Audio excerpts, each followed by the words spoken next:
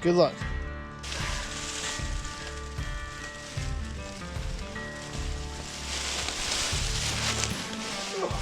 There you go. Look at you. Look at me. Why don't we do this crap? We come out here and we freeze to death, walk miles, get angry. I get angry.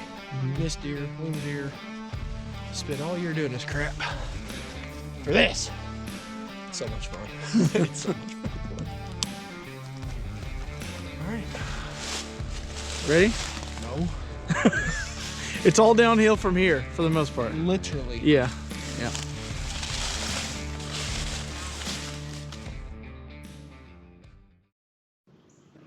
All right, guys.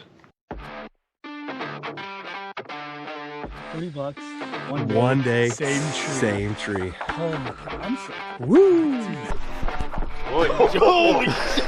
Get a shot of these. 2 farms this year. Number 1 is done. Did you say bye, Kevin? I did. I already did. Bye, Kevin. Bye, Kevin. Bye, Kevin. Bye, Kevin. Smoked it. Look at that. You destroyed it. Joey takes The shop is closing up. Make sure he takes all his right antlers. All right, guys. Deer Shop Podcast, episode 49. This is the third part and the final part of our country deer, public deer, and city deer series. Our last 2 weeks have been our most streamed single days that we've ever had for the release of the podcast, so that's real cool. Today, we have a real special guest on. Kind of a, I don't know if I want to say public land expert per se, but he is definitely known in the public land world, especially the circles that we run in with our YouTube channels and mobile hunting and all that stuff with social media. If you have any of that, you've seen him on there before. I'm sure he's got a voice and he uses it from time to time, which is good. We like that. Jacob Emery. Did I say that correctly? Emery? You did. You did it perfect. Yeah. You're probably one of the first ones to ever get it right. I'm used to reading off a lot of names, but we're joined by Jacob Emery of DO3 Outdoors. Dad of 3 Outdoors is what it technically stands for, correct? Correct. We're definitely going to talk about how you have the time to do everything you do with 3 kids, because I just had my first and my time is like 0 right now compared to what it was. It'll be. Yeah, like I'll let that. you. It'll be that way for a while till they get their legs under them and they can fend for themselves a little bit. Takes the stress off mom. Yeah. I've been full-time babysitter this week, so the stress has been on me. But I'll let you introduce yourself. You run a YouTube channel. You're a published author. Kind of let you expand on that a little bit. Well, like you said, I'm Jacob. I'm a born and raised Kentucky boy. I'm currently living in Indiana at the moment. I met my wife about 5.5, 6 years ago, somewhere around there, and ended up crossing the state line, and this is where I've been ever since. But I had been self-filming my hunts for close to 15 years. Kind of worked with the hunting grounds, YouTube, and I think they were on TV for a while. They're more of the land management side, public or private land side, but everybody kind of has their own little kick, which is cool. But in 2019 or 20, somewhere around there, I decided I'm just going to go my own way. There was no ill will with those guys. Matter of fact, they're probably my greatest friends on this earth. We talk on a daily basis, but I went my own way. I kind of had my own thoughts on how I wanted to do things, and I started my YouTube channel, DO3 Outdoors. I really don't even remember how quickly I come up with the name. It was just like, I need something. I think I logged in and made a YouTube account, and it's like the first thing I thought of. But I always get this funny question like, well, what are you going to do when number 4 comes out? It's like, well, there's a great thing called surgery, and that is no longer an option. And if it comes out, it ain't mine. So that being said, Yeah, be careful, because he was born after one of those too, and they're supposed to work, and yet here he is, number 4. Yeah. I was only supposed to have 2 brothers, and I now have 3. I'll be down. Wow, yeah. Maybe I ought to go back and get that test done, make sure there's nothing there. My dad did not get the test done, and now we have him. Yep. So it worked out. Yeah, well, good. I'm glad he's here. But yeah, the cool thing about starting DO3 was like I already had a conglomeration and a stockpile of videos, and you guys know, like starting a YouTube channel, how difficult it is to like get the ball rolling. And I think that's what kind of helped me in a sense, is like I had 20, 30 videos I could put out on there. right off the bat. So that helped tremendously. And then, of course, as the last 4 or 5 years, I've been able to stockpile a bunch more. I'm well over 100 videos on there now. But yeah, like you said, I did a little bit of writing. I do a little bit of writing. I thoroughly enjoy it. Kind of like we talked before we started the podcast. It's like old school Bill Winke kind of stuff. There's nothing like your dad would order those magazines and come in, you flip through the pictures, and it's like, oh man, look at that deer, and look at this bow that I'll never be able to afford, and whatever. But Greg Staggs actually got me started in writing. He gave me a contact info, and from there, I've had 5 published, and I've got number 6 on the way. It'll be out this December. But other than that, that's pretty much my life. I love doing this stuff and love my kids, love my family, and this is all I look forward to all year. That's awesome, man. That's kind of why we wanted to have you on here. You remind us of our kind of people, and that's it's good to kind of talk to some like-minded individuals. You're going to have a lot of things that are different than what we do, which is what I'm looking forward to. Yep. I just watched one of your boys, your THP boys. One of their latest videos was about starting in the hunting industry and like hunting for a living. And one of the things. Did I say the hunting public? Did I say the hunting public? No, you did not. But I know your feeling towards them. So no. I know your feeling towards them. So I gave you a little jab there. But they're okay. Some of them rub me the wrong way, and others I really look up to. So I could talk about that stuff all day, honestly. I can appreciate what they've done and what they're doing, and at the same time, we actually talked about it in our last podcast, I believe, about how sometimes they go in and just spot burn and rape and pillage, and as an everyday hunter, that can turn you off if it's one of your local areas or if you're in the area at the same time. And I know you've had some kind of experience with that. It's kind of interesting that we got into that in our last podcast when we were talking about private land deer hunting. But one of the things Aaron said on that podcast was having a bankroll of footage to start your channel is important. If you start out on day one and film your first video and release your first video, if anything could happen or there needs to be a follow-up, you might not ever get that follow-up. So having that 20, 30 video bankroll starting a channel is huge. Consistency is, like, I'd say the biggest thing. I actually screwed up and I uploaded all of them at one time. And what I should have done is uploaded the first one, done one like each week or whatever. But I just put them all out there at one time and it whoop. And then it just like planed off until I started uploading more. So it took a while still. And it's aggravating to see some channels. I've skimmed through YouTube and they've got the crappiest hunting content, but they killed a 180 in Iowa and the video blew up and they gained 40,000 subs from that one video and everything else is just trash. And it's like I think I know exactly who you're talking about, but I feel you on that, man. I mean, it's kind of crazy how some guy with a GoPro strapped to his head can have a following bigger than people like us that are putting out a weekly or bi-weekly video for years and, investing in it. And it's weird how the algorithm works and you can't really control it. But we kind of did the same thing when we started. I started my YouTube channel and then I went away from it for a long time, maybe like 3 or 4 or 5 years, didn't post anything. I was posting videos on like Facebook and stuff. And then when I wanted to get back big into YouTube, I did exactly what you did. I posted like 40 of my videos in chronological order, just one after another, all within a week. And it's weird how some of them ended up blowing up and getting big, and others like have 12 views because they kind of got lost in the algorithm. But I should have been smart about it, and I just didn't know what I was doing because none of us really know what we're doing when we start this kind of thing.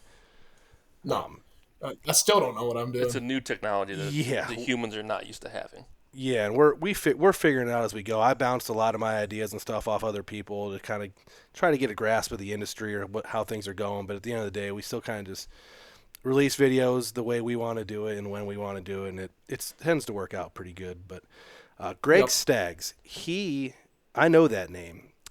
I believe, obviously he's an author that's been published magazines and stuff, right? He used to be on the hunting forums back in the day before like Facebook and stuff. He's from Missouri, right? Greg from Missouri is his handle. I don't know if I've actually ever met him. I may have met him back in the day when I was doing some stuff with like bowhunting.com. But I definitely know the name and have talked to him on the forums many, many times. He was always very high quality with his posting, and obviously great stories and stuff. But that's a name I haven't heard in a while. When you bring that up, that's kind of memory lane stuff. I like that. Yep. Are you going to any of the mobile hunters expos that are coming up here? You're not going to this weekend, obviously, if you're talking to us. Well, I actually am. Work's been kind of wishy-washy, so couldn't take off tomorrow, but I'm going to take off tomorrow night or early Saturday morning to go down there. So I actually worked for them, quote-unquote, last year, doing some media and whatnot, capturing some pictures and videos, and I actually just rewatched the video that I made from the expo last year, and I was like, man, this thing is awesome. It's the best video I've ever put together, and I watched it. I'm like, holy shit, I need a gimbal. That is bad. I only brought that up because you beat us 2 years in a row in that film festival contest. I think we got second both years, and you got first both years. No, you got first last year for sure. Yeah, I won last year, but the year before that, I don't even think I was nowhere even close in it. Are you sure about that? I'm positive. Because there was like 4 to 6 categories. The first year there was a bunch of categories. There was like self-filmed whitetail, self-filmed everything, group film whitetail, group film everything. I don't honestly remember. I do know this. I did a short one and I did a long one. Yeah, same. Both of the editions that I sent Chris to enter in that the very first year I did it, he used the wrong video and the audio was so screwed up. We're watching it and like I can't even hear myself. I'm like, oh crap. So whatever. Anyways, but yeah, we're used to technical difficulties. Trust me. And your video from last year was good. We watched Pawpaw. What was the name of it? Yeah, the buck for Pawpaw, the season for Pap. Mm-hmm. Yeah, it was very good. Yeah, it was right along the same kind of theme that we had for our video, which was our friend's grandpa that had his deer camp that we attend. I made a video all about that, and then your video was like right down the same kind of line, which was kind of cool. And I liked it because it was very similar to ours. And see, I liked y'all's a lot because that's something I didn't have growing up. Now, my granddad took me hunting the best he could. He was hurt. Mm-hmm. He couldn't walk real well. His leg was messed up.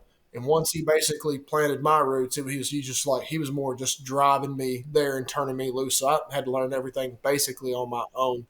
But I always wanted like that camp experience, and I never got it until like the last, 6 or 7 years. I started like going on these group hunts with guys, and I'd rather go on a group hunt with some guys and have that camp and camaraderie experience and kill a 120 than go and by myself, like go solo and kill a mid 60s deer. Like it's cool and it looks better on your wall, but that's not what you think about. Trust at me, the end of the day, I your buddies. I definitely know what you mean there. We just got very fortunate. I met, his grandson Chris. I ended up meeting him through work. Oh, man, it's probably been 12, 14 years ago now, and we just hit it off. All his interests were exactly aligned with my interests, and we had a couple. I had another one of my brothers that was working with me at the time, and our buddy Matt, and we all just gelled real good at that company we worked at, and we all ended up kind of going our separate ways career-wise, but we've been attending that deer camp ever since, and it's that kind of atmosphere is awesome. We're very lucky to be able to get that in. We've kind of created our own deer camp here at the home farm, but having that like cabin to travel to, and they actually have 2 now. If you haven't been paying attention to the channel, they have a second cabin they just built in Ohio. So they got an Ohio deer camp and a West Virginia deer camp, and it's a lot of fun. It's awesome. Oh yeah, look forward to it every year. Oh yeah, yeah. You go to the early season in Tennessee, correct? Now. Yeah. So. They actually turned over a couple of those areas down there to like at first it was a bow, then it turned into a bow and a muzzleloader, then it turned into you could use a rifle, and then like it was brought to someone's attention, like they found they were tampering with the chronic wasting disease numbers. And I don't know the backstory. We're never going to know the story, but I know that somebody got fired. The numbers were fudged just like they was during COVID, and now they're cutting back on how hard they're hammering these deer. So now it's actually it's going back to bow only. So, it's funny.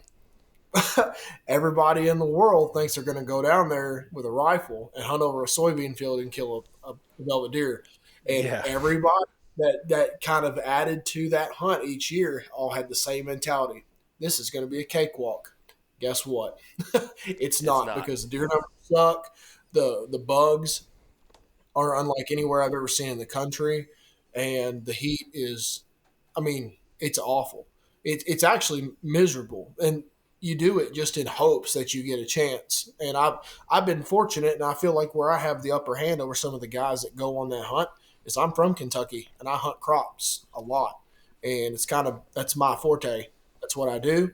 So I kind of got always a little bit of an advantage of knowing what the deer like when it comes to crops. But it gets tougher and tougher down there every single year, and now it's going back to bow only, and I feel so attached to that hunt that I'm probably the only person going this year. I don't even know if I'm going to be able to get guys to go. So Really? And that kind of goes against this whole podcast because that's strictly private land, correct? There's no public you can hunt for that hunt.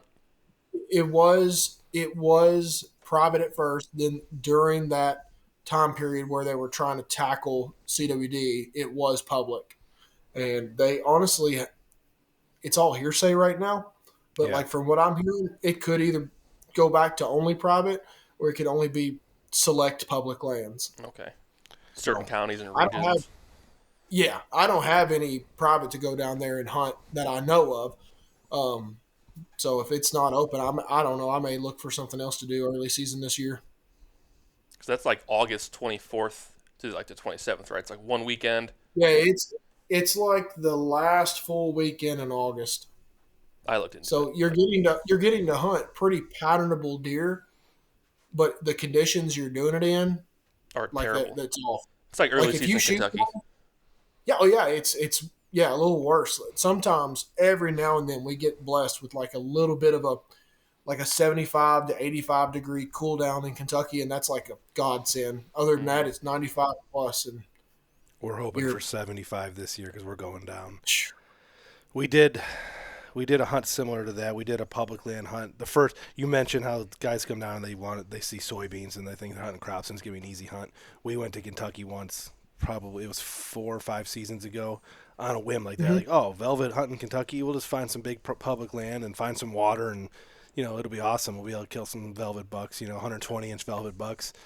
And it was the worst hunt of my life. We didn't see any deer. We walked like 10 miles back, got covered in ticks every day. It was 98 degrees. But Ethan was able to stumble upon some, and Ethan actually went and did it again last year. Solo. He stumbled on some private and got permission and built a relationship with a landowner. So good.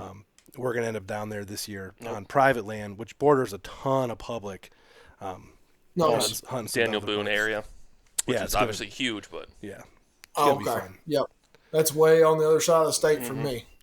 Yeah, Ohio has like an early velvet summertime, mid-September CWD hunt now too. There's like 3 counties that they opened up like a CWD zone. It's archery only, I believe. It can be public or private, and there is some public land there. But very small. according to a parts of public. podcast that I listened to, there wasn't very many deer killed during that. They thought it was going to be a big draw for people, and it ended up, I think they only killed like 100 deer or something. It wasn't much. Well, Go ahead. I can tell you from it seems like either me or somebody hunting in our group has ties with almost everybody that's doing this public land hunt down there.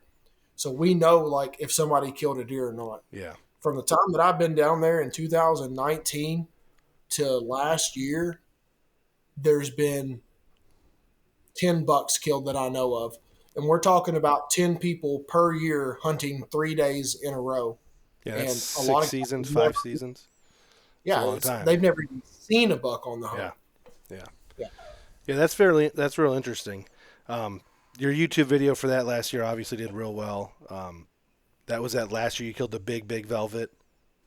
Yep. Yeah, it was a pretty cool thumbnail. I remember I can The still lights, picture. right? Yeah, I can still picture the thumbnail. Have you had No, problems? that was my buddy Stuart killed that deer last year. Okay.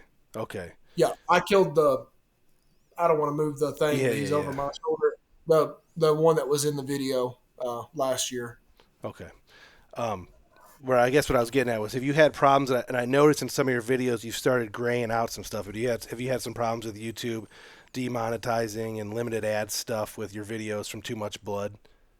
They've never done it to me, but I've heard about it, so I just try to use precaution because I feel like once you throw the red flag up, they're going to be on your ass. You know what I mean? Yes, they will. So, like, I see the hunting public start doing it, and a couple Yeah. other people started doing it. So, and I mean, it's all relative. Like, I try to like clean the deer up before I ever Yeah. put it on video, anyways. But if you walk up, like the deer I walked up to in 21 that I shot with my bow and like a 2.0 sever, like he was covered Yep. in blood. Yeah. And I mean, I really try to just give a second. Of course, you want that initial reaction caught on camera, but at some point you just got to set the thing down and clean them off. So I always keep a couple wet wipes with me in my bag. Yeah. Yeah, we got hit real hard in 2021 on a video, and I wasn't smart about it then. I didn't know exactly what I was doing, so I didn't make a lot of edits to it to try to cut some sections out and resubmit it, and it bit us pretty bad. It hit our metrics pretty hard. It slammed this video down, and then every year after that, we've had like 1 or 2 videos get hit, and then if I go through and just grayscale some stuff out, they're just fine, but it's real frustrating that when you have to do that, because you tell your story, you build your video, you have it set just the way you want it with all your color and everything, and then YouTube tells you nope. But Yep. that's the It's game annoying. that we're playing these days. Unfortunately, it's just we gotta play by their rules if we want to keep playing. It's on the like playground. TikTok. You can't show any dead animals, but if you pause a video in just the perfect amount of time, you can see Whatever you want to someone- see, yeah. Oh, yeah. like it's disgusting. Like some guys like that stuff. I think it's just idiotic and it's not cool. And I don't want my kids growing up seeing that crap. I'd rather them see a dead animal Yeah. than what you can see on TikTok. Yep. It's bullshit. Yeah, we had a TikTok for us for like 3 days, and it like, got nope. it got canceled and banned right away. So Yeah, you might as well I just have agree. like a nature viewing one if you're gonna have one. But And we're not influencers, so we didn't care. yeah, we just were Yep. kind of over that. But I guess we're here to talk about public land deer hunting. I saw your map that you posted, tongue in cheek, online of all your pins. And I'm sure some of those pins. I guess if I look at my maps like that, some of my pins are actually not hunting related. They're stuff I've seen or want to do. But your map was like almost all of America was covered. So how many states are you currently scouting in, or planning to hunt, or currently hunting? Oh man, I get to where like I try to get all my ducks in a row about this time each year, and I've got a game plan of like where I'm going that season, and I'm just tuning everything out because I can't focus as it is. So like, of course, I'm always probably the rest of my life I'll be hunting Kentucky and Indiana. That's the bottom line. I like my Tennessee early season hunt, and then normally after that I try to like squeeze in 1 or 2 more, like a 2 or 3 day hunt.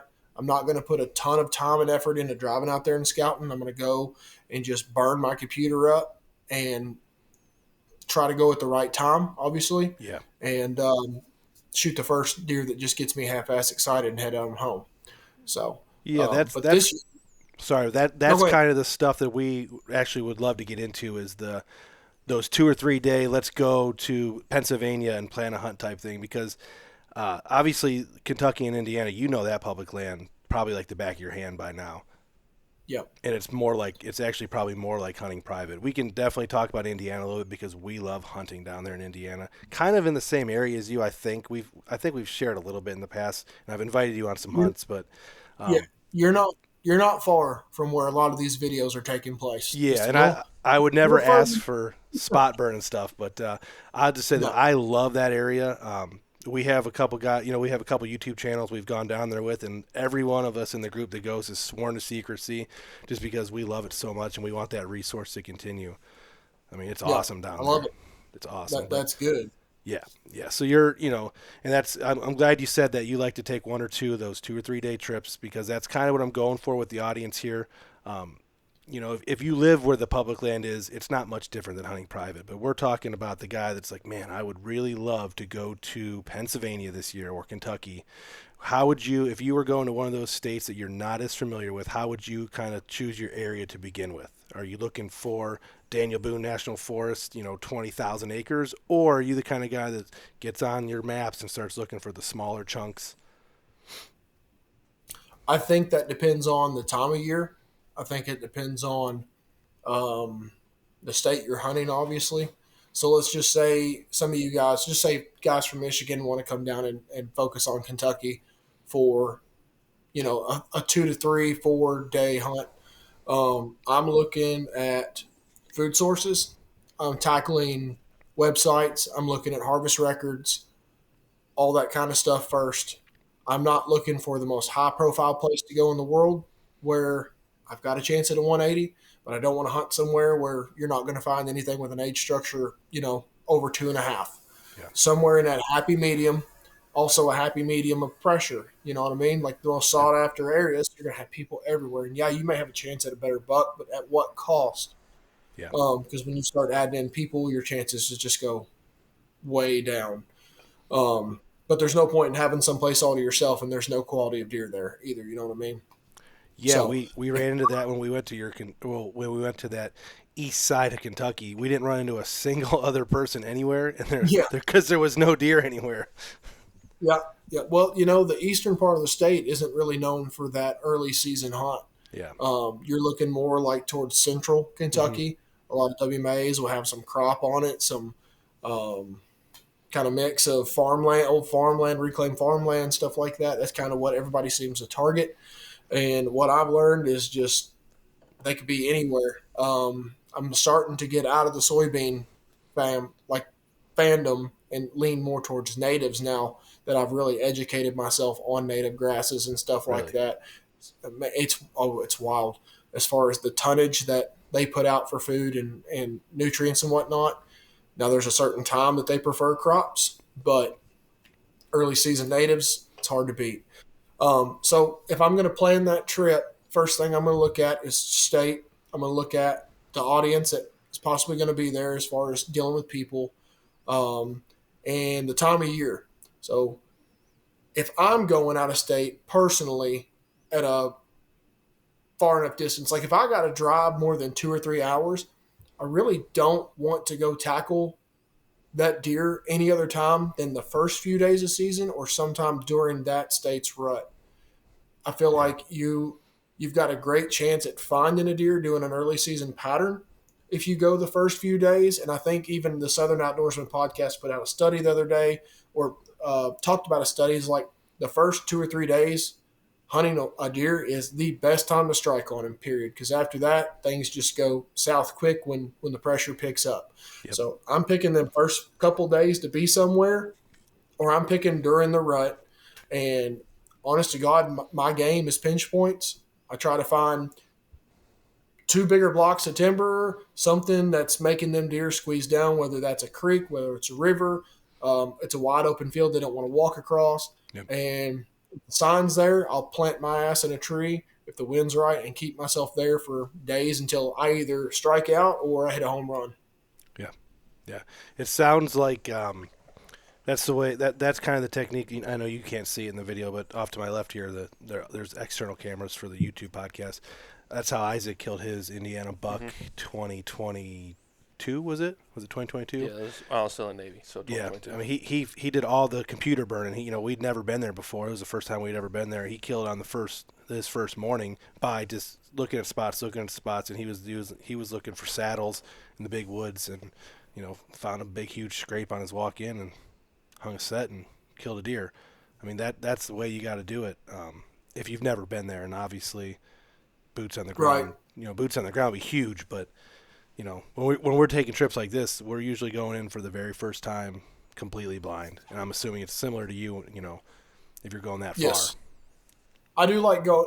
There's like a knack that I have for like finding brand new areas and tackling those in the dark. And when I don't know how to explain it. I've got my places that I know like the back of my hand that I can always fall back on. But if I've got time to kill or I feeling adventurous, like I can also go in and hunt my way in and like you found the scrape. And I think a lot of people overcomplicate, like they listen to this podcast and they're watching this YouTube video. Like, I got to find this, I got to do this. And the deer's going to be on the military crest and blah, blah, blah, blah, blah. It's like you're overcomplicating crap. Yeah. Like you find like a giant ass tore up scrape and you're hunting like early November, late October. It's like, if you're in some like decent cover around it, it's like climb a tree and see what happens. There's no point in going to look for more crap if you're finding hot sign.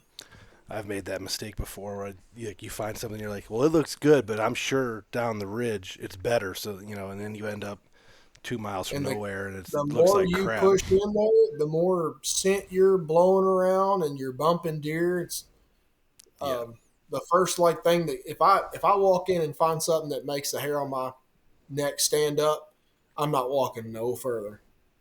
Yeah, that's good And advice. it seems to work out for him too. Yeah, honestly. Where are you sleeping when you go on these trips? Man, all turkey season, I always just tend to sleep in my truck. Deer season gets a little funny. So, like, I'm not sleeping in no damn tent in August. Yeah. In Tennessee. Yeah. It's too damn hot. Like, I'll grab a room. We've always split like an Airbnb. Moving into like an October time frame, mid October, late October. I'd love putting my tent up and building a fire and whatnot. A lot of national forests and recreational areas, they let you just kind of anywhere.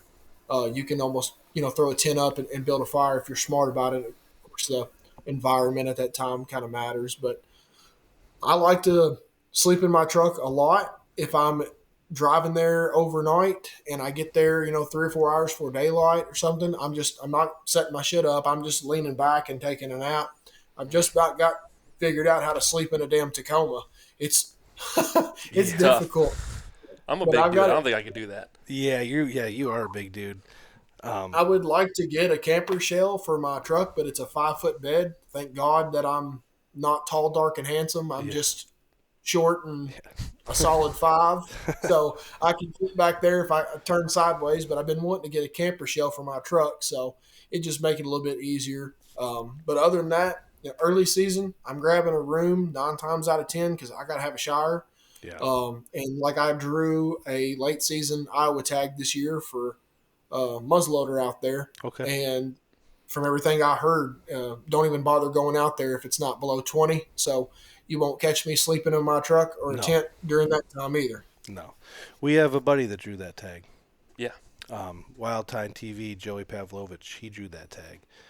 He films for Latitude, so he's one of the cameramen for like Grit for Latitude Outdoors, and he drew that tag this year. So and Rolling Thunder. And Rolling Thunder game calls. If you're the turkey on stuff, I guess you would know that's I've heard of him. Grossenbacher. He's cameraman for them, but he's a local boy to us here, and kind of he's younger than us, but he's kind of grown up in the hunting industry, kind of around us too, and he's doing big things with it. But he drew that tag, so he's all excited about late season muzzleloader out there too. Cool. I don't know if I've ever even put in points for Iowa. I've never I put in points for Kansas. I got my Kansas point this year for next year. I think I did. I think I did Colorado and some Montana. I can't even remember where my points are. Some of them you lose if you don't do it year after year. It's kind of a weird, the whole points thing. Yeah. It's strange. I do. To me. If there's any kids out there listening, 18, 20, 21, whatever years old, start buying some damn points. Yeah. Because you may not be interested in traveling and doing all that stuff now. Like, I went through an extensive 5-year training program with the IBW from the time I turned 19 till I was 24. I couldn't travel. Yeah. You know what I mean? I had to be at work. I couldn't just do what I do now and tell them, piss off. It's November. I'll see you guys in January.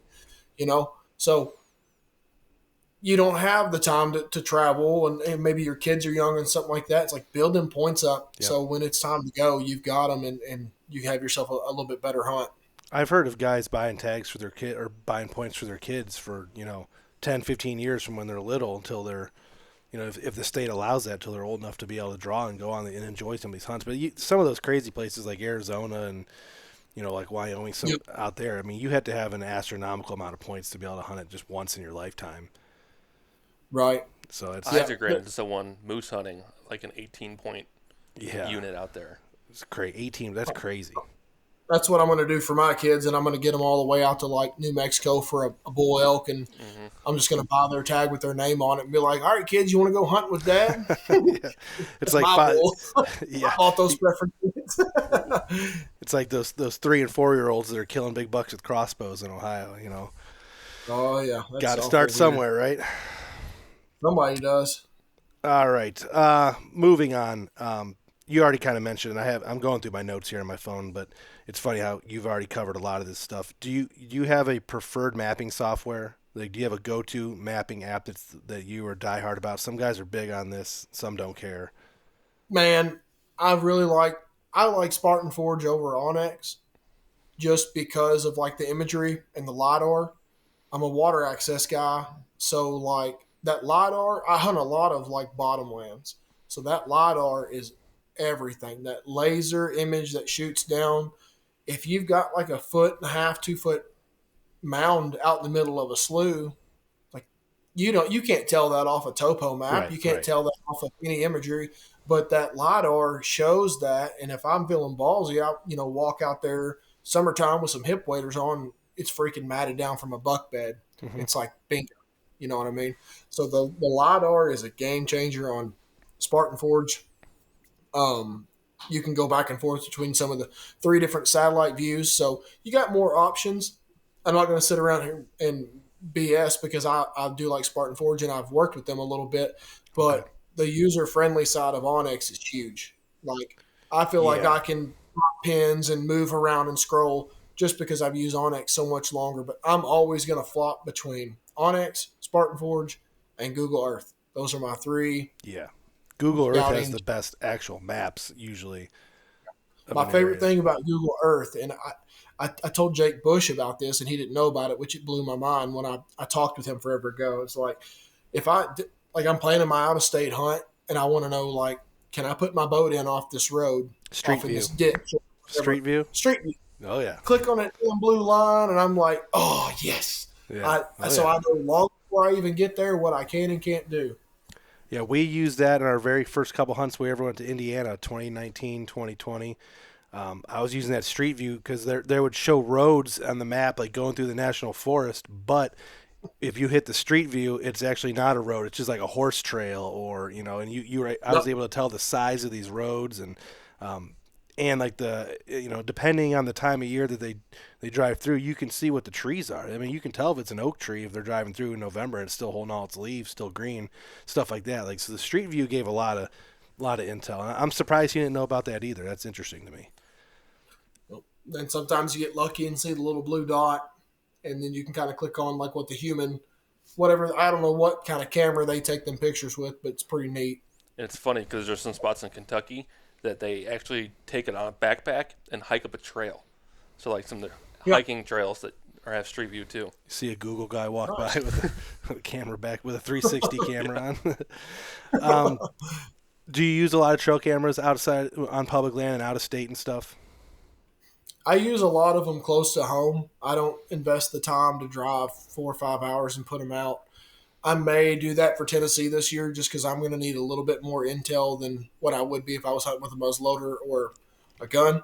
But most of my cameras are right here close to home. I got a good mix of sales and non-sales, and we'll just see how the regulations go because they keep talking about banning this and that. Yeah. And, Yeah, Iowa, you know, the whole Iowa thing kind of blew social media up, and they kind of reeled back on that, I guess, a little bit too. it sounds like they're pushing back on it and they're going to kind of loosen up on it. I mean, I think it's silly. I don't know. I get everybody's argument for cell cameras, but the guys that are hunting public land and using cell cameras, I would say 99 times out of 100 are not the guys that are going to be able to grab their gun and run out there and get to where that camera is and shoot that deer. Right. It's the guys that have these cell cameras in freaking Kansas and Iowa and wherever, and they can, oh, the deer walked in this like 3 acre block of timber. Yeah. Wonder where he's at. Like, Yeah. I get it. Yeah, it's real interesting. I think that there's probably a lot of pushback because there's a lot of people that kind of rely on that now for their livelihood. I mean, if you think about some of the bigger YouTube outfits in Iowa and stuff, because there was a rumor at first that you couldn't even use the cell cams on private land. Now, I don't know how true that one is, but the way it read, I don't think it differentiated between public and private at all for the cell camera usage in the act of hunting a deer. 'Cause it's just like baiting. Yeah. In Iowa, you're allowed to bait, you just can't hunt over bait. And everyone thinks Iowa's a non-baiting state, but you can still bait it. You just can't hunt over it. And that definition's kind of loose, obviously. Yep. Like what's considered close enough to be hunting over the bait or close enough to be hunting with the aid of a cell camera. I don't know how that would play out, but we've done the cell cam on public land 3-4 hours away kind of thing. I have one right now.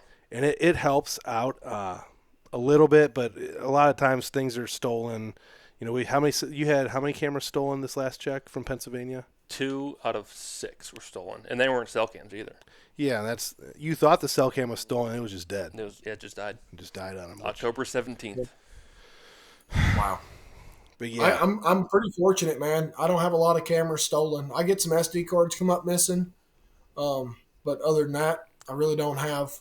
yeah, I haven't had a ton of issues myself. We had cameras out in Indiana on public land last year. I had 4 cameras out there. No, 5, 6. Actually, we took 6. I took a bunch, but none of them were stolen. None of them ever took a picture of a person. I mean, they were all they were left. I had them out there from August till November, late August till November, and they gave me some intel, but Here's a little pro tip for you. Go ahead. All your spy point cameras, when they stop working, and they will stop working, you can take those and you can set them up over your cameras that are working, leave the antenna on, and everybody thinks that like you got 2 cameras, like one watching this one watching that one. Nobody will ever see it. We've never. The cameras are strapped to the tree, and they ain't even got batteries in them, and everybody thinks that like I've got them. What you need to do is just buy fake antennas off Amazon. You can get like 100-pack of fake antennas. You just glue it on the top. You can't say that. Now everybody's gonna pull the hot glue antennas off. Yeah. I mean, if whatever keeps people honest, though. I mean, yeah. You know, well, it's unfortunate that hunting communities like that, but. Yep. I'll go with one of my questions. A lot of the mobile hunter public land guys they have brand loyalty. Are you one of those guys? Do you have a specific brand that you stick with, or do you kind of just grab and go and see what's good for you? In some aspects, I never wanted to come off as one of those guys that like I can't be influenced with money. Now I work with Latitude 110%. I work with them, but it's one of them things where like I worked with Trophy Line for a while as well, but I used their products for years before there was ever like a partnership brought up. And I won't use, that's a reason I'm not with the hunting grounds, is because like, you know, this product and that product is like, we got to take so many photos of this. We got to do videos and we got to use this on our hunts. And I'm like, I don't believe in this, half this crap. So I don't want to do it. Like, I don't feel like genuine by doing that. But you know, the cool thing about the Latitude guys is they know that I'm associated with the Mobile Hunter Expo, and it's about like bringing everybody together to find out what fits you best. Like I run a Method 2 saddle, and I think it's the most comfortable saddle that on the market. I've sat in them all, but it may not fit somebody. So the guys, you know, at Latitude and both at Trophy Line, they would tell you like, don't just buy ours. Go try somebody else's and see what works for you first. So if I do work with a brand or a company, they've got to be like genuine dudes. I feel like we could be best friends, and we are best friends, and not just like just a free piece of product. You know what I mean? There's a lot of guys that just, you know, if I get this for free, I'm just going to shove it down everybody's throats, and that's not me. Yeah, we made a decision a long time ago with our group that we're not accepting any. I guess I should never say never, but we're not in any of that at all either. You know, we've had some stuff given to us for free to use on videos here and there, and we'll use it on videos, and I'll do a review on it, but I don't have any sponsorship. I get kind of cringy when you start a video with sponsor this, sponsor that, and I'm up here using my, you know, buck tree call, and I got my, you know, etc. tree stand, and you know, you gotta wear these gloves because they're the best in the market, and it's like that to me just hurts my soul a little bit. But I have a lot of friends and contacts in the industry that, you know, make a living off that kind of stuff. So I don't want to knock it in that regard, but I get exactly what you're saying about just having to be fake about supporting a brand sometimes. It's cringy to me, real cringy. I feel like you can influence and not come off like a NASCAR-y feel. Yeah. Without shoving it. Like, I feel like just using it and showing like how it benefits people without saying like, I'm using this because this is better than that. I feel like you can just you can go about it a way better way. And I think actually it's like cultures are turning, like the 1990s through 2000s, like hunting products, like shove it down your throat. Like companies are starting to realize like that's a big turnoff now. So I don't know. It's just one of them things. It's always a double edged sword. Marketing has got a lot better on social media with the way that they're making, for lack of better terms now, like better commercials. Like, like you see these Instagram reels and, like a Latitude Outdoors Instagram reel, like the quality be really good. And it's not, 4 easy payments at $9.99 this product. It's more of showing it in a hunting setting, and they don't even, obviously they're not putting prices on there. They're not even putting models on there. They're just Latitude, showing the saddle, dark video, fade to black, dragging a deer. Like, I can appreciate that kind of marketing, as opposed to the old Outdoor Channel commercials, that's just, it's just rough. But It is. what kind of filming gear are you using in the tree? I, for the longest time, filmed with the hunting grounds with like a handy cam. Like it was always some sort of handy cam, and I was always just like going back and forth. It's not I'm that talking anymore. like $75 to $100 camera. Yeah. Yep. And then of course phones got exceptional, and I would film with my phone and a GoPro. And to this day, like I promised myself I wouldn't get too into it, the cinematic side, because I don't. It seems like the guys that are like so cinematic with everything they do are the kind of guys that are like product pushers. It just seems to line up. Some people aren't like that at all, and so I kind of feel bad saying that. But like I've upgraded last year to a Sony ZV-E10. Okay. It's a $600 camera. I mean, hell, I've got it right here. I'll pull it out while I'm sitting here talking to you guys. It's a smaller camera. It's a mirrorless, It's nothing. right? Yes, it's mirrorless. Yeah. So like, it's that big. It's even smaller when I take the cage off. Just a little mic and whatnot. And I'm looking at taking this now and making this my second angle with like a wider lens on a tree like up above me. Of course, this one right here, you can flip the screen around, Yeah. Both ways. Yep. Some of the other Sony cameras, you can't do that. And that's why this camera is, in my opinion, like the best budget camera like ever produced by Sony. So this one was my main camera. And I don't know what you guys film with, but filming your main camera with a DSLR is a pain in the ass when you're self-filming. Yeah, that's why we don't do it. Yeah. Oh yeah. It can work out. Like, I don't know if you guys watched the video from last year. I had a target deer I was trying to kill for 2 years. He come in, You missed him. 36 yards, missed him, Yep. 20 yards, shot right underneath of him. And I was fumbling with the damn buttons on this thing. I took a picture of him. I went right past the video mode to slow-mo mode, and I started taking slow-mo video, switched it back.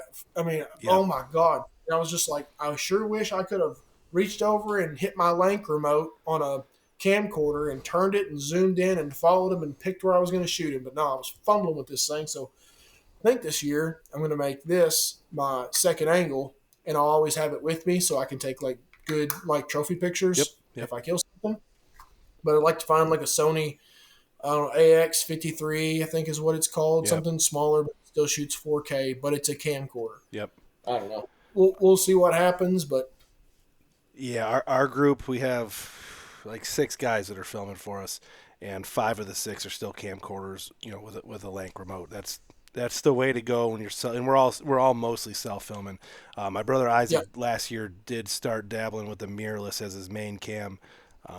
He did a pretty good job with it. He got some really cool footage, but he ended up, when he did kill his deer, he ended up not being able to get it on film.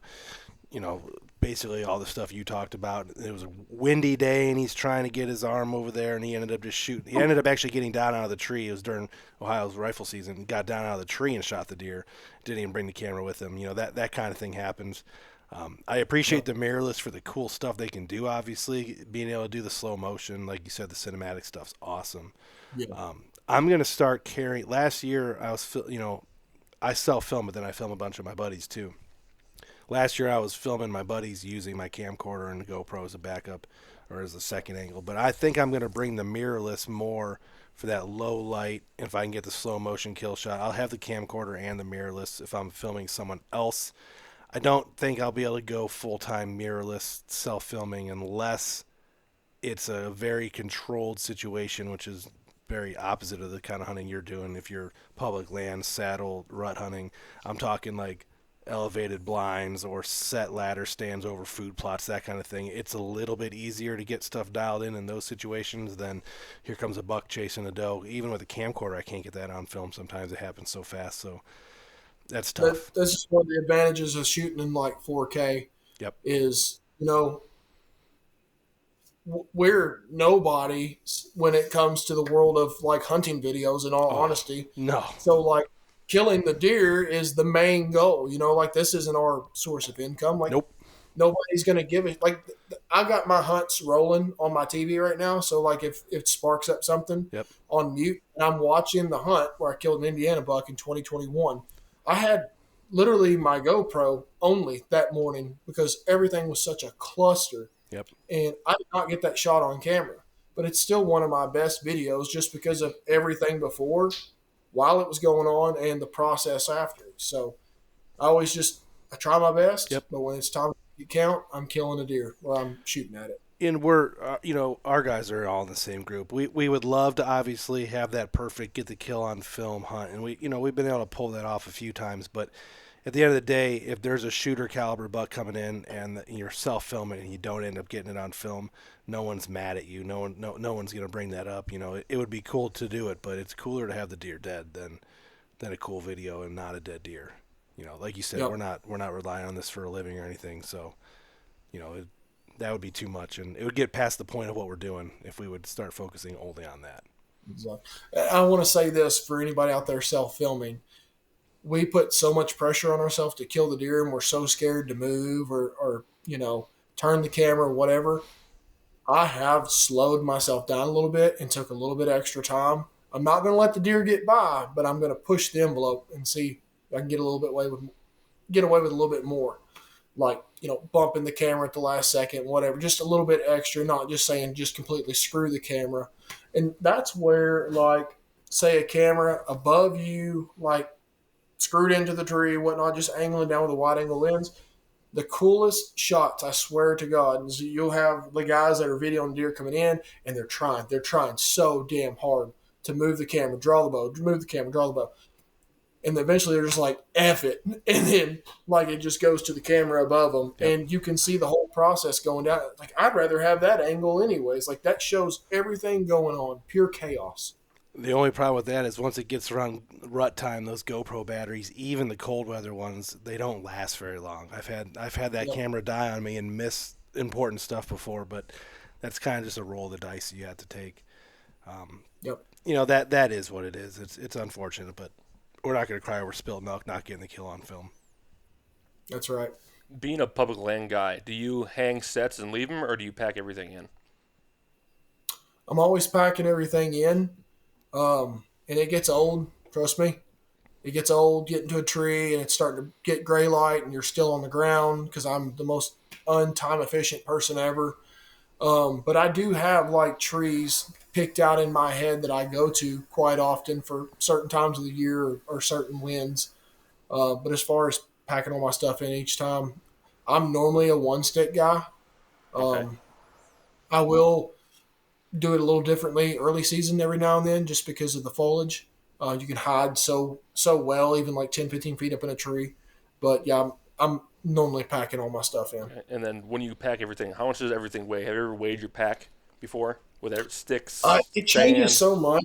I'll switch up like my camera arms. If I say screw my camera, I want to take my phone and take a smaller camera arm. My one sticking pack, like I want to say with all my filming equipment, all my gear to rappel, get up the tree, the stick, I mean, you're looking at like 10, 11, 12 pounds, somewhere around in there. It gets a little on the heavier side, closer to the end of season, 20, 22 pounds, something like that. But a good frame pack makes a big difference. Like you got a slouchy, just regular backpack, you throw everything in there, it feels heavier than it is. But if you got like, I got a Mr. Ranch pop-up 28, if you can like strategically put that stuff in there and strap it tight to your back, it doesn't feel like there's really much back there. What's the backpack that me and you have from Trophy Line? I don't even know the name. It's the big shell GA, backpack. It's the one. CAYS. Yeah, it's the one you can like put the saddle platform like clip it into the stand. So we both bought that, and he's a saddle hunter, but I'm still an old school stand and stick guy, and I had my pack. So that pack on my Lone Wolf tree stand with my sticks was like 51 pounds or something with all my camera gear, and I mean it was outrageous. But when I'm packing 4 sticks, a stand, my camera arm, my big camcorder, And you don't my you coat. don't use a micro light camera arm either. Use something big and heavy. Yeah, I use a heavier camera arm because if you are self-filming with a camcorder, the heavier the arm makes a big difference. We have a bunch of the Lone Wolf pocket arms around here that the guys use with the lighter cameras, but my camcorder is a little bit heavier, so I use a heavier arm and base, a 4th arrow, and it was so heavy packing that in last year in and out of Indiana every single night. I mean, it was miserable, but it was like the fun kind of miserable, Yep. I haven't made Elevate the move. is a really nice one for some bigger cameras. Yeah. Have you seen that? Yeah. I haven't seen. I've heard of it, but I haven't looked into it. Yeah, it's they got at first they were kind of a little wonky with the design. Josh changed it up, and now they're a pretty damn good camera arm, really, the way they lock in and That fold-in one folds out a little bit. Yeah, it folds like it folds in, and then it like twists, and then you got to push a pin through it. I would lose that pin. I think. Well, the 4th arrow has the same thing. The 4th arrow has that little lever, like that little. It's like a screwdriver lever. If you lose that thing, you're screwed in the woods. Yep. So it's. I used to actually take my field tips. I had an arrow that always has a field tip on it. I'd have to take the field tip out, push it in that thing, and like tap it to tighten up my camera arm. Mine was always bent. Did you always bend like the original one that came with the 4th arrow, like that little silver and black stiff thing? arm? Yeah, I would bend that little lever thing that like would tighten it up. I mean, it would be like completely curled around by the end of the season, and you curl it back, and then it breaks off, and then you got to buy a screwdriver, and it's just a mess. But what we do to film some deer in the woods, Right? It's a lot of work for like 200 views sometimes. Especially in the off season. Yeah. The videos you're most excited about are always the ones that let you down, and then you put up like just a quick one you threw together, and it does really well, and you're like, what the, whatever. Yeah, I could. One of these days we're gonna do a podcast where I get a couple of the other content creator guys on I know just to kind of talk about all that, because it's crazy to me how that works. You can tell the quality of someone's video when you watch it. And some of the, I know we already talked about it, but some of the videos that get no views are great quality videos with an awesome story and they flow. And then you just got some bojank crap out there that just gets 100,000 views. And it's like, how is that possible? Someone told me once, so it relates more. Some people are more apt to watch something they can relate to, which is a simpler, bumbling around, just a GoPro interview style video, because they don't go to YouTube to watch cinema per se. So maybe there's some logic in that. I don't know, but it's hard to say. Do you think being a saddle hunter, you hunt mostly out of saddle now, correct? Do you hunt any set stands? Sometimes I'll take a stand and a couple sticks, or sometimes I take my one sticking setup and I take a stand, like a rut hunt, and I know I'm going to sit there all day. I may grab my lightweight hang on and my one sticking and my rappel rope and all that stuff, and I'll one stick up, and then I'll pull up the stand with me and sit there, and then I'll drop the stand and zip out of the tree when I'm done. Have you tried the one sticking at all? I have not. I'm not going to do it. I'm too big. Too big and just not for me. I've never tried it either. It's not hard. It's just, you can make it as hard or easy as you want. So if you fight gravity and you fight the tree, like, it's going to be the most miserable experience of your life. But when you get like that perfect size tree and you climb up and you've only packed in like 7 or 8 pounds if you're not packing camera equipment, and then when you're done, you're out of the tree and walk into the truck in like 3 minutes, it's like, this is the best thing ever. Yeah, that sounds attractive. Honestly. I like being secure in the tree. I'm terrified of heights. Even 15 feet up, I'm shaking. This guy's a fireman. He can't even climb a ladder. He starts shaking on a ladder. Oh, man. I mean, I can understand that. I'm not necessarily scared of heights, but I find myself as I get older not going as high as I used to. When I was a kid, I felt like I went up 20 feet no matter what. And now it's like, 12 sounds like it'll work for this situation. Or, 15 will work for this situation. But I guess it is all dependent on the tree and the cover and the stuff. But if I don't have to get 20 feet up in the air, I don't. Man, one of the hunts from the video last year from the film festival where I shot the buck, I got emotional after. I mean, I was like 36 feet up in the tree. What did you just say? 36 feet? 36 feet? That adds an extra, 12 yards to your shot. Exactly. Yeah. That's crazy. Yeah.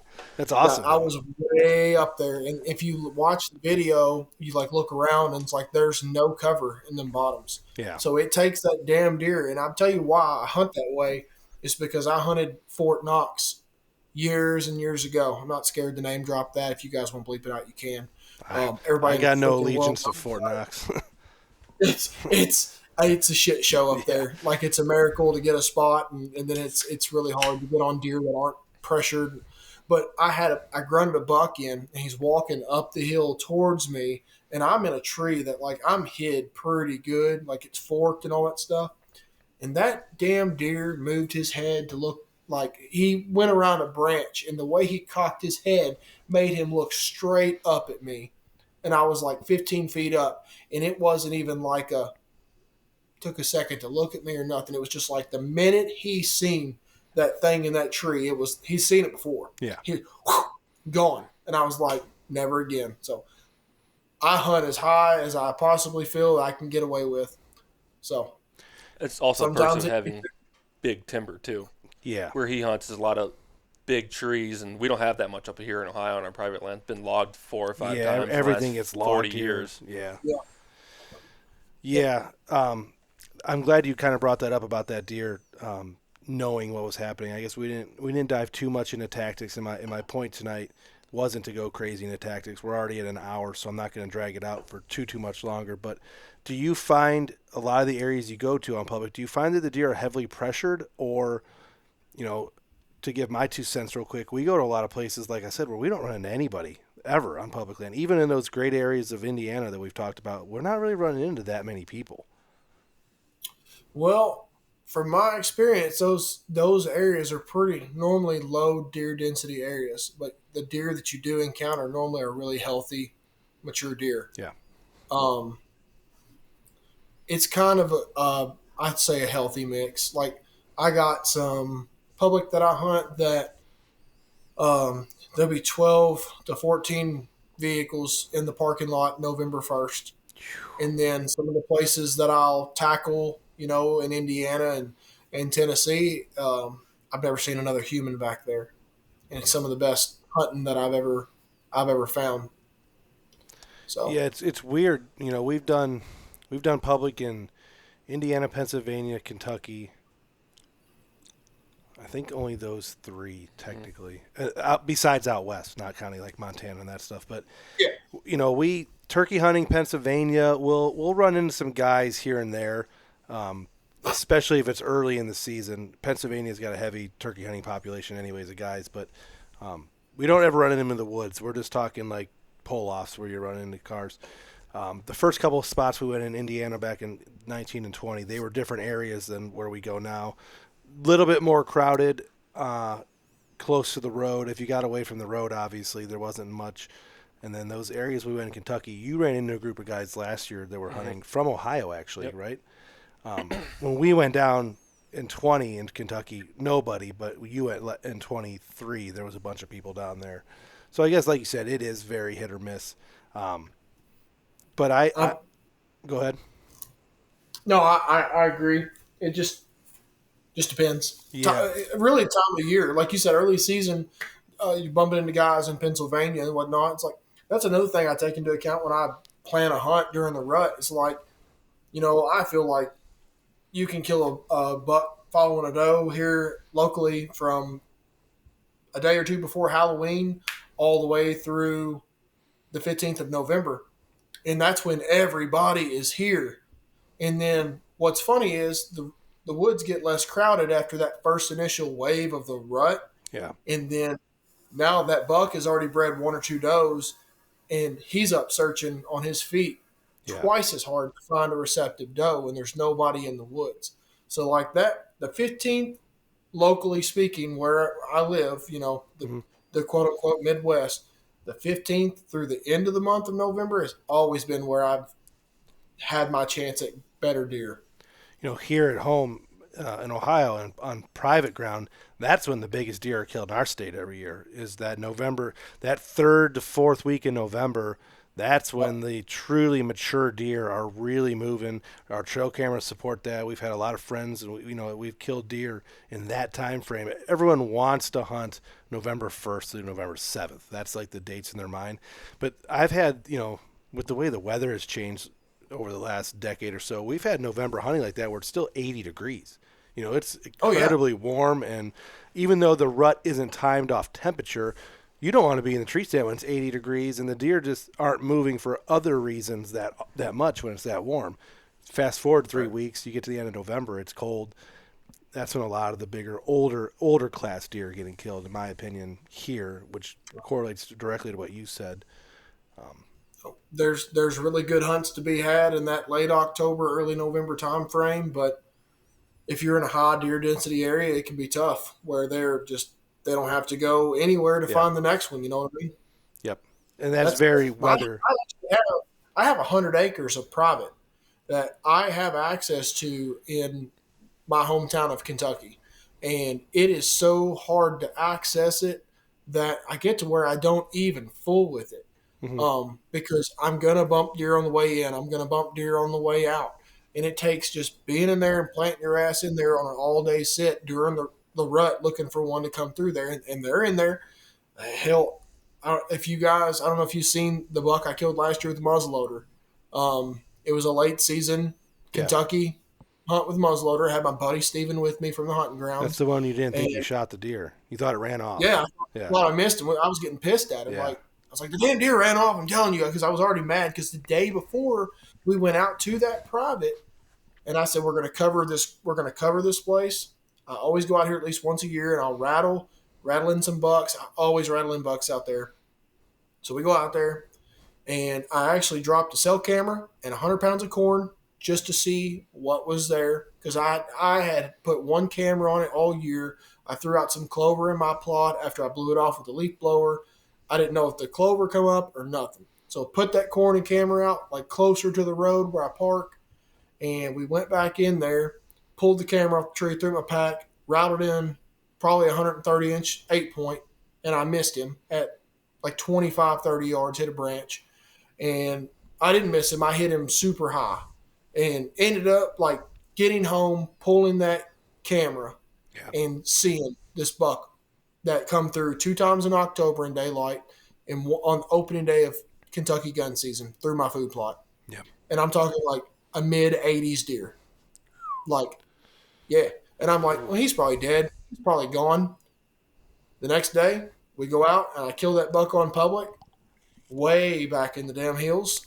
Packed him out. Got great pictures, great memories, lots of meat. That night, that damn deer showed up on the cell camera. And I'm like, well, he's alive, and I could have been hunting him. And he continued to hit that camera every day till the end of Kentucky muzzleloader season was out in daylight at some point. And I'm like, I love stories like that because we've all been there. We've all had similar. I did the same thing last year. I missed a gimme buck with my rifle in Ohio that showed up. Kind of the same thing. It was on a cell camera. I went in there hunting him that night, missed him. Like probably if he was even on both sides, it would have been probably close to 160. But his right side was real goofy and had like a bunch of junk and a little bit smaller. But he was a really cool buck. I got all these awesome. I got like 4 cameras got pictures of him that day in daylight. Just moving around. Just moving all 10:30 in the around. morning. I was laying on the couch here. This is the shop where my brother lives. It's not even my own house. I was laying on the couch, just like checking my cell camera like this. And I'm like, man, that deer's pretty good. And like, man, and then I got him on another cell camera. I'm like, all right, I gotta get back in there. And then had my opportunity that night. Missed him. That deer's hopefully still alive. Back before cell cam times, we've had that happen to us a lot. We would have deer that we wouldn't pull a camera for a couple of weeks, go in and hunt. Someone would kill a buck. My buddy Nick killed his best deer ever, 153. We went and pulled a camera afterwards, and not that it would have changed. He probably would have still shot the 153, obviously, but we checked the camera afterwards. 180-inch typical monster buck in daylight, like 5 days in a row. This deer we never seen before, never knew anything about. That's the downside of using cameras, and I can definitely feel your pain with that. And just it's all part of the game. That deer should be alive next year or this year, right? I'm gonna check, and I pretty much made it a point to, if he shows up, I'm gonna try my damnedest to hunt him and kill him. And I've also got a couple deer that I'm targeting on, 3 different states on public that I'm looking for this year. But I'm the kind of guy that if a great opportunity presents itself and get a good story and a good video out of it, I'm not going to pass that up either.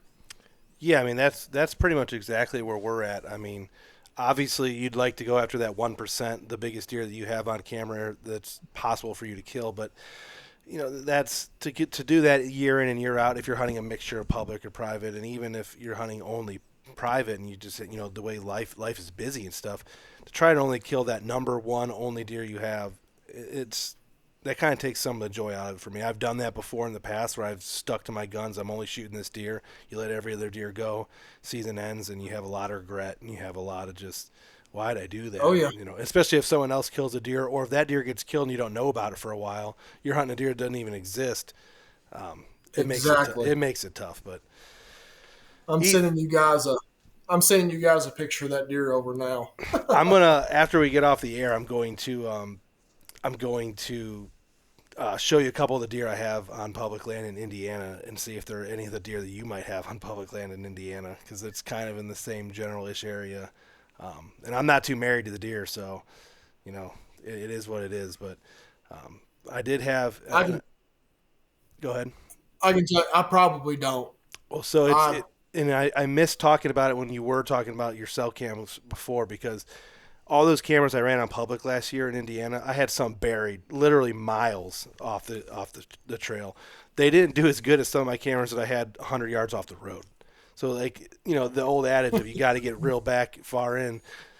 My trail cameras prove that you might not necessarily have to do that. I had a real good draw that I put just a regular non-cell on and then checked it when we went in, and there was probably 5 shooter bucks that used that draw, 3 of them in daylight the week before we got there. And it was only 100 yards off the road, and I only hunted it once because I didn't, go in and grab that camera right away. And, if I would have known that information earlier, I might have changed my tactics a little, but that's all part of the fun of it.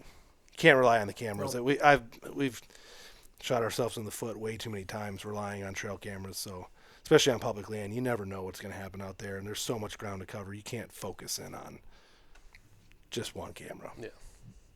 You got anything to add, Ethan? I think that's it. I think we've covered everything. Yeah, I don't want to keep you all night, Jacob. I appreciate having you on. I mean, for the people that are listening to the podcast on a Monday morning, it's actually 10:30 at night on a Thursday right now. Since we all have kids, evening works. Yeah, it works for me. The kids, man, they're tough to get down at a decent time. And I had to stick a box fan in one of them's room tonight. I'm upstairs. It's where our living room is. And it's like if he hears me out here chit-chatting, he will just sit in there and he will never get to sleep. Oh, yeah. I hate that late. When I get home tonight, I'm going to have to tiptoe into my house because I got a sleeping 3-month-old that if I wake up, my wife will literally kill me. I'm going to go be loud in there by myself. Yeah, so I got to be quiet with it. But, yeah, that was episode 49 of the Deer Shot Podcast. You have one question. Oh, yeah, I forgot. Yeah, you're right. Thank you for reminding me. I asked all the guests this on this series, and I'm curious to see what your answer will be. But if you could buy 100 acres surrounded by suburban city, or 100 acres that's out in the country, no public land anywhere near it, no city anywhere near it, just other country lots, or 100 acres surrounded by public, which one would you choose? Oh, man. Would you get out of here, damn cat? Man, that's a great question. With a rapid response, I'd almost want it right there close to the city because you're going to have all those deer to yourself and nobody else is going to be hunting them. So the guy I had on that did the Suburb City podcast, he was all in. He's like, I would still buy, even though I had the option to go anywhere else, I would still buy next to the city.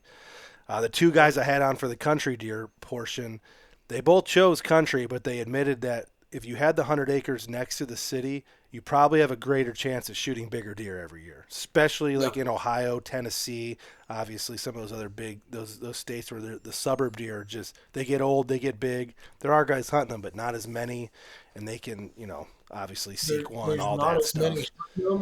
There's not as many people hunting them, and all the elements that throw a deer off in Michigan and Indiana and Iowa, they're smelling all those things all day long, every single day. And it's like, I know that there's a little bit of a difference, but at some point it's like, how do they really differentiate that they're in danger?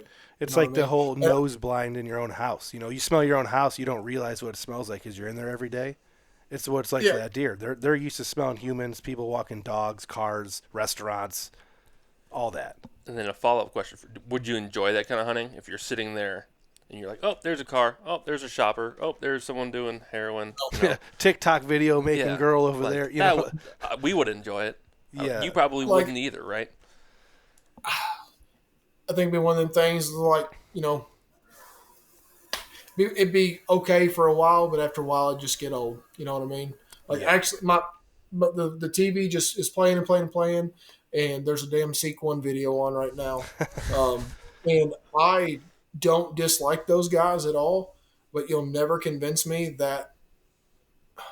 I think the hardest part is getting permission. Yeah, I mean, I don't dislike Seek One as much as some people do, even though I probably have talked a little smack about them before, which is like laughable because they're Seek One and we're Siman Brothers Outdoors. No one knows who we are.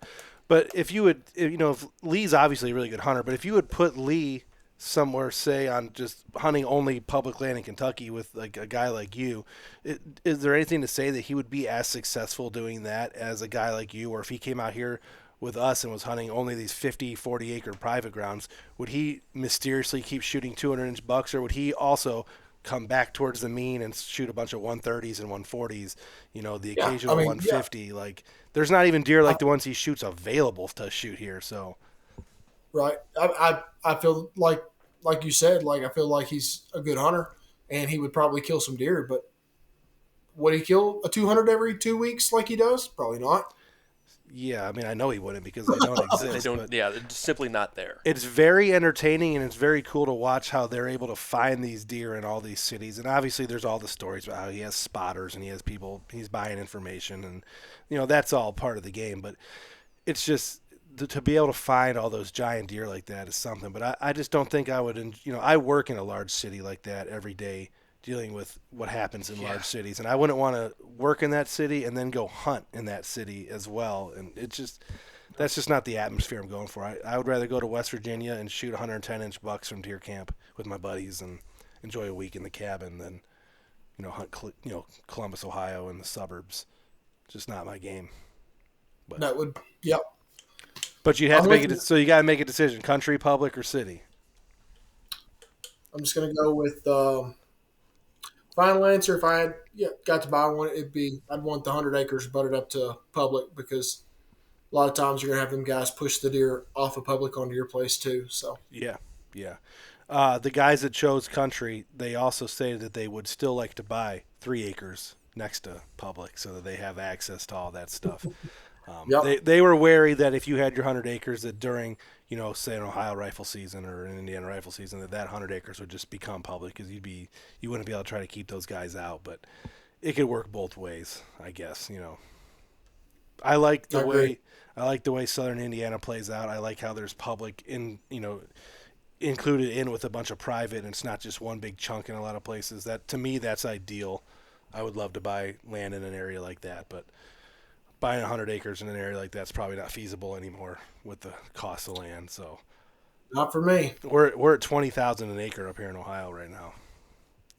Yeah, so no way. Yeah, that whopping $48 every 28 days on YouTube ain't gonna cut it. No, it sure is not. Not when 100 acres costs $2 million plus tax plus property tax. Yeah, just not gonna work out. But they can have it.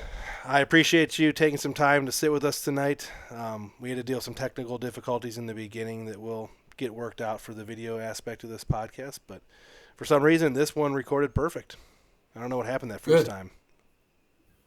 Yeah, No I enjoyed tellings, it. man. Yeah. It's Emery curse. Trust me, I have never had a podcast, and this is, like I said, this is number 49. And I don't know if I've ever had a podcast that actually went smooth, where everything that I wanted to cover or go over or technology-wise actually worked. You know, we're just trying to figure this out as we go, and it's fun.